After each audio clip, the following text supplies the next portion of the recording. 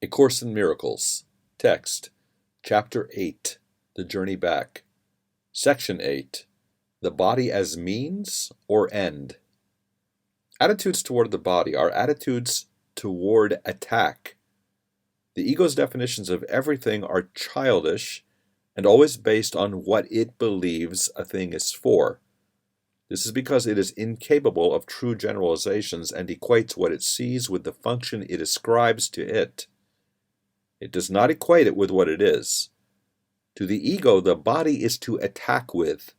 Equating you with the body, it teaches that you are to attack with, because this is what it believes. The body, then, is not the source of its own health. The body's condition lies solely in your interpretation of its function. The reason why definitions in terms of function are inferior is that they may well be inaccurate. Functions are part of being since they arise from it, but the relationship is not reciprocal. The whole does define the part, but the part does not define the whole. This is as true of knowledge as it is of perception. The reason to know in part is to know entirely is because of the fundamental difference between knowledge and perception. In perception, the whole is built up of parts, which can separate and reassemble in different constellations. Knowledge never changes, so its constellation is permanent. The only areas in which part-whole relationships have any meaning are those in which change is possible. There is no difference between the whole and the part where change is impossible. The body exists in a world which seems to contain two voices, which are fighting for its possession. In this perceived constellation, the body is regarded as capable of shifting its control from one to the other, making the concept of both health and sickness possible. The ego makes a fundamental confusion between means and ends, as it always does. Regarding the body as an end, the ego has no real use for it because it is not an end. You must have noticed an outstanding characteristic of every end that the ego has accepted as its own. When you have achieved it, it has not satisfied you.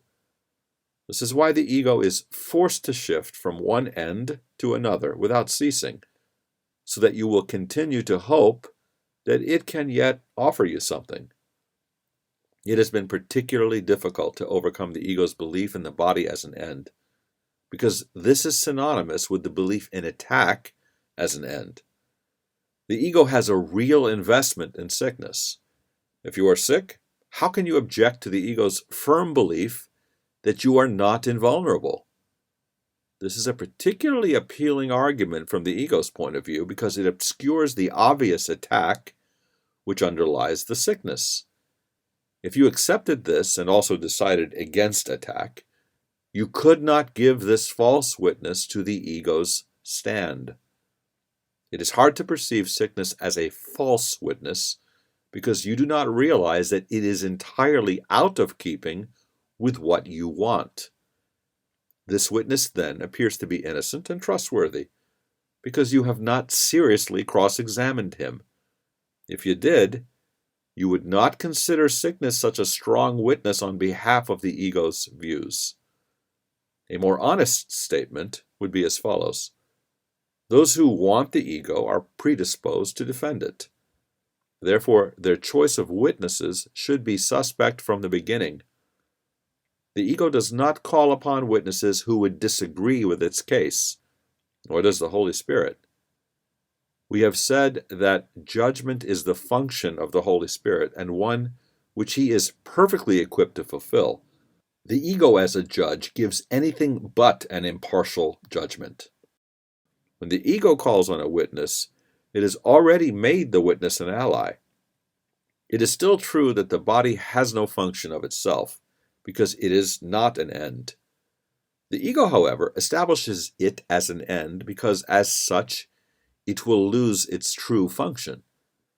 This is the purpose of everything the ego does. Its sole aim is to lose sight of the function of everything. A sick body does not make any sense. It could not make sense because sickness is not what the body is for. Sickness is meaningful only if the two basic premises on which the ego's interpretation of the body rests are true. Specifically, these are that the body is for attack and that you are a body. Without these premises, sickness is completely inconceivable. Sickness is a way of demonstrating that you can be hurt. It is a witness to your frailty, your vulnerability, and your extreme need to depend on external guidance. The ego uses this as its best argument for your need for its guidance. It dictates endless prescriptions for avoiding catastrophic outcomes. The Holy Spirit, perfectly aware of the same data, does not bother to analyze them at all. If the data are meaningless, there is no point in considering them. The function of truth is to collect data which are true. There is no point in trying to make sense out of meaningless data. Any way you handle them results in nothing. The more complicated the results become, the harder it may be to recognize their nothingness, but it is not necessary to examine all possible outcomes to which premises give rise to judge them truly. A learning device is not a teacher. It cannot tell you how you feel. You do not know how you feel because you have accepted the ego's confusion. And you think that a learning device can tell you how you feel. Sickness is merely another example of your insistence on asking the guidance of a teacher who does not know the answer. The ego is incapable of knowing how you feel. When we said that the ego does not know anything, we said the one thing about the ego that is wholly true. But there is a corollary. If knowledge is being, and the ego has no knowledge, then the ego has no being. You might well ask how the voice for something that does not exist can be so insistent. Have you seriously considered the distorting power of something you want, even if it is not true? You have had many instances of how what you want can distort what you see and hear. No one can doubt the ego's skill in building up false cases, nor can anyone doubt your willingness to listen until you will not to tolerate anything except truth. When you lay the ego aside, it will be gone. The Holy Spirit's voice is as loud as your willingness to listen.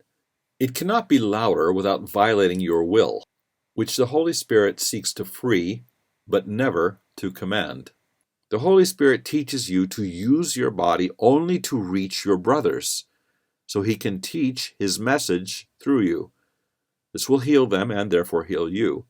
Everything used in accordance with its function as the Holy Spirit sees it cannot be sick. Everything used otherwise is. Do not allow the body to be a mirror of a split mind. Do not let it be an image of your own perception of littleness. Do not let it reflect your will to attack. Health is the natural state of anything whose interpretation is left to the Holy Spirit, who perceives no attack on anything. Health is the result of relinquishing all attempts to use the body lovelessly. Health is the beginning of the proper perspective on life under the guidance of the one teacher who knows what life is, being the voice for life itself.